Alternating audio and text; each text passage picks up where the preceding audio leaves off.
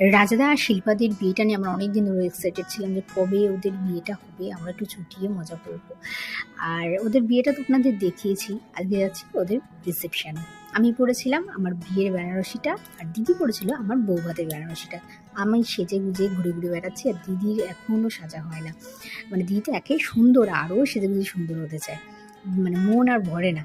তারপর ওদের বাড়িতে পৌঁছে গেলাম, গিয়ে আমরা একটু স্ন্যাক্স ট্যাক্স খেয়ে একটু নাচানাচি শুরু করে দিলাম। ব্যাপক মজা করছি, ব্যাপক। আর আমি আর আমার হাজব্যান্ড তো হেভি নেচেছি। আমার ফোন দিয়ে ভিডিওগুলো আমি তুলতে পারিনি, কিন্তু দারুণ আমরা নেচেছি। আর আমাদের সাথেও শিল্পাদি, রাজাদা দুজনেই আরও জয়েন করেছিল, একটু একটু ওরা নেচেছে, তারপর চলে গেছিলো। তারপর আমরা খেতে বসলাম। ওদের মেন কোর্সে ছিল মাটন বিরিয়ানি, চিকেন চাপ, দারুণ হয়েছিল খাওয়া দাওয়াগুলো। ফিশ ফ্রাই ছিল।